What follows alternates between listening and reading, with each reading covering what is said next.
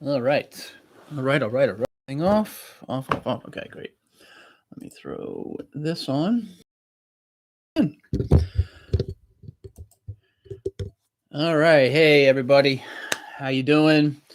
Rich the Architect back here again. Let me just make sure I'm centered on this video. There we are. What's up? How's everybody doing? Hope everything's well. So today I'm going to make this probably a little bit shorter. Actually, I'm kind of pressed a little bit here for time, so I got about 20 minutes. So that's all it's going to be.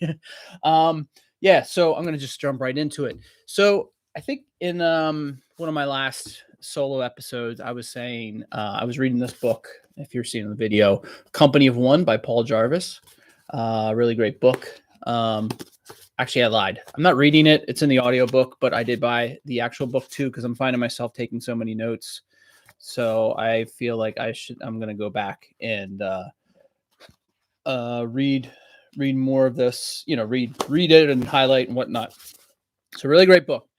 But one of the topic of today I want to cover is this concept of collaboration and collaboration in this book. Well, I guess an example that's given in this book is that the more collaborative environments or situations are actually in situations where there's less communication.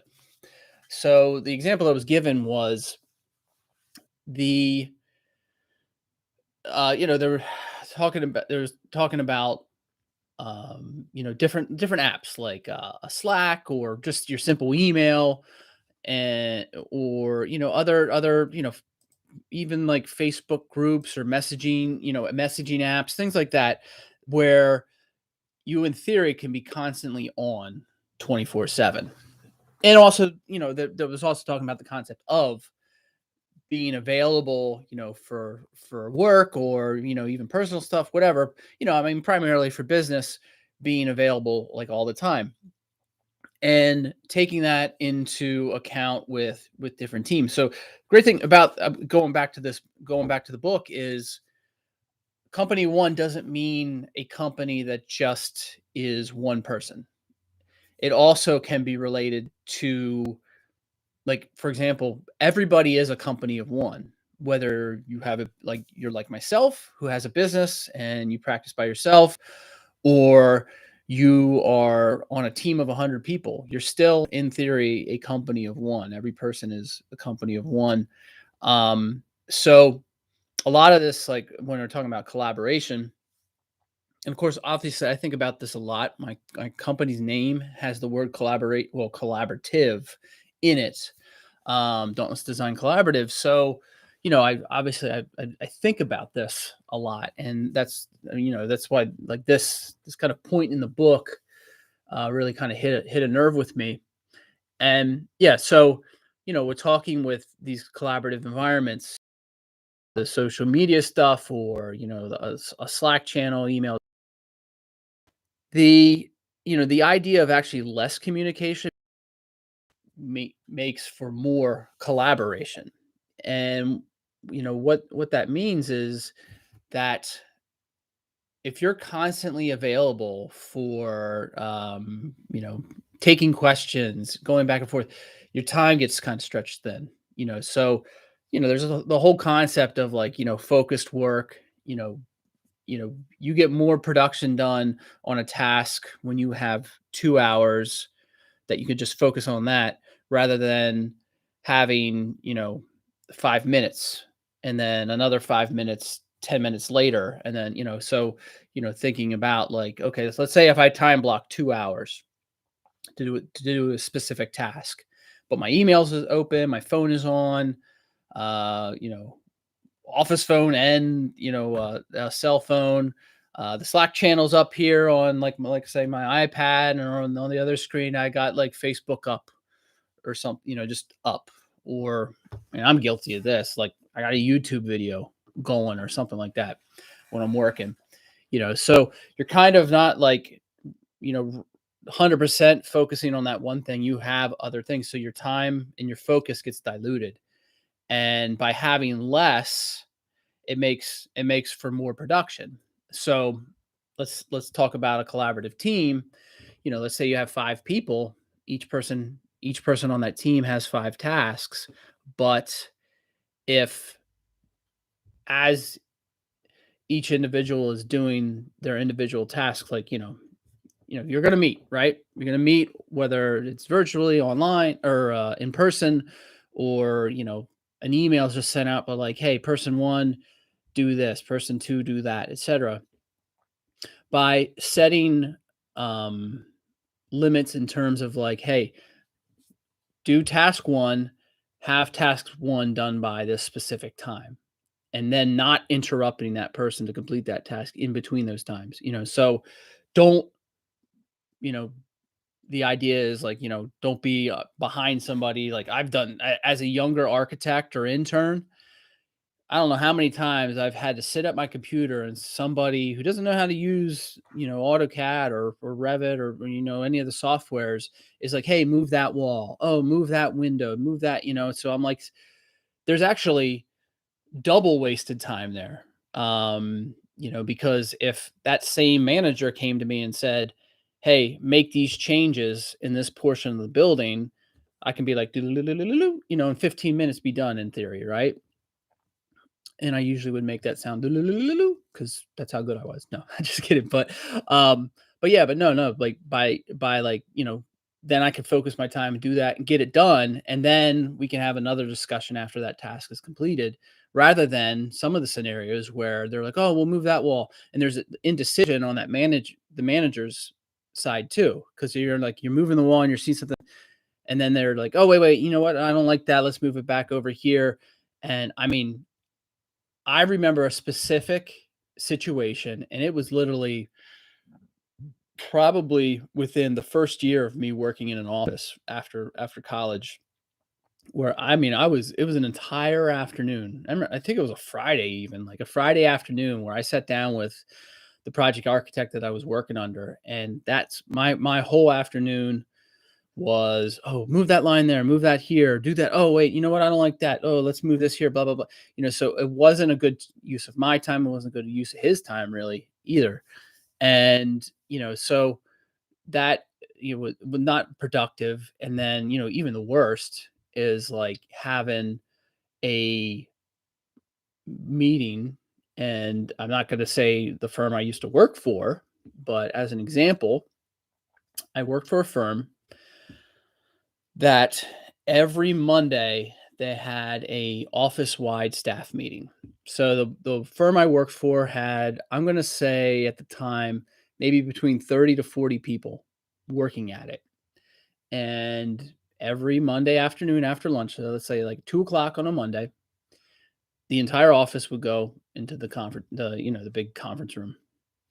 And the principals, no, I think there was 3, maybe 5, I don't remember. But yeah, but they would basically principals would go from, like, literally through every project that was going in this office. And, for anybody who's, in the architecture field or engineering or construction even, for an entire, an office of, let's say, 30 to 40 people, there's not like 2 projects necessarily. There's 30 to 40 projects maybe. So every week they would go down the list and be like, go to, like, let's say the project manager for, project one, and be like, "Well, how's your staffing? Do you need any help? Is there anything?" And then go to another project. "Oh, well, that person's just like, well, we don't, so and so's done with this. We don't have anything else for them." So then they would, "Oh, well, project three is like, hey, we need somebody else. Oh, okay, we move them, there." But and if it was, let's just say, a 10-minute, like, quickly move through the projects, like, kind of cut and dry, just to be like, "Oh, well, you know, do you need any help? No. Can you offer help? Yes." And, like, just kind of simple yes and no's, and just move through it quickly. It could, it may have been beneficial, but those meetings probably lasted an hour, 2 hours. And there were, I will say, there's certain project managers who would kind of take over the meetings in a way, where they would go way deep in the weeds of what they're doing. And it didn't concern 90% of that room. So there's 90, let's just say that 90% of that room didn't need to be there, and there was 2 hours lost right there. And that, you know, I'm looking at it as a business owner now. I'm looking at that. Okay, I got 30 people. What's 90% of 30 people? Or let's say 40 people. So that's the third. Let's just say 35. 35 is probably right. So 35 people are at, let's, let's just say for an hour, right? How much does that cost in those 35 people? Let's just say on average, Uh, $50. Here, I'm gonna get the calculator out. So I'm just wondering. So let's say 35 people. I'm gonna be conservative and say it costs the firm $50 an hour, right? So 50 times 35, that is $1,750 for that hour. The cost, and obviously double it, and that's what's that, 3,500? Yeah, 3,500. You know, there's 30. Okay, let's just say, let's go back to 1750, and with holidays, blah blah blah. Let's just say 48 weeks. I'm thinking holidays and some other stuff probably comes into play. That is $84,000 of time lost for 1 hour long meeting. That, I mean, of course, I'm not. That it might even be more, but that's just $84,000 that it cost that firm to have that meeting for the most part. you know, and to go back to this company of one, and kind of my personal attitude of like, hey, you know what, I'm gonna, kind of stay. I'm kind of taking the approach for company of one is probably the more literal approach of what you would think company of one means, meaning stay as one person firm, right?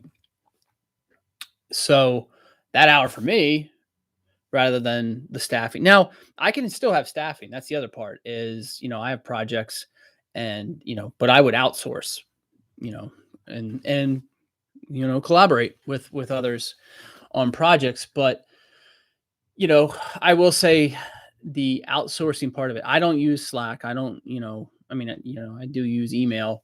I did use Slack on a client of mine was using it.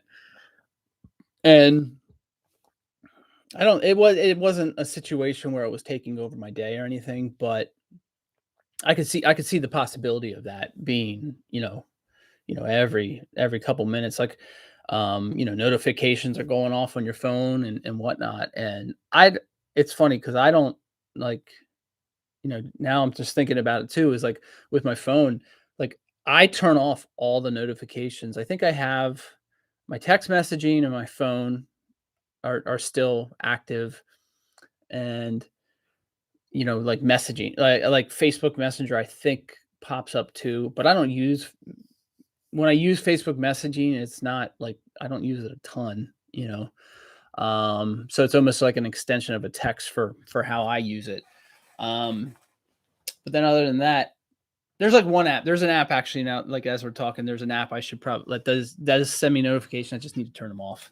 There is zero need for me to have them on. But I don't have a lot of notifications turned on my phone. I just, again, it's just that's that pooling that can happen, and that takes you away from other things. And I know, like, at in the evening, my wife and I might sit down at dinner or something, and then we'll be talking. We're like, I know I went to work today and I did stuff, but I don't feel like I could accomplish anything. So I think, this dilution of time from different apps or phone calls and all that stuff really takes away from productivity. And the always being connected again, just, I feel, is less productive, for the most part. And obviously there can be exceptions. And one of the solutions that's presented in this book, um, is having set times for, like, let's say if you did have Slack, that all teams are available on Slack for, let's say for, from 2 to 4 on Tuesdays, or every day. What, obviously, project situations differ, but having those set times for the to be, to be available, to have those discussions. And also the last thing, about this too is allowing team members to have that time to themselves, to not only just, I kind of gave an example of just a simple productivity, but like in creative environments, um, I think we've all been there, writer's block, artist block of some sort. Um, you know, having that time, you know, it's sometimes, let's say blocking 3 hours to get it something done. Sometimes with creativity, having that limit does help with the creativity. But sometimes, so like, and I've had situations where like, hey, I got a half hour to do this. Well, get done, and then all of a sudden it happens, and that kind of block kind of goes away.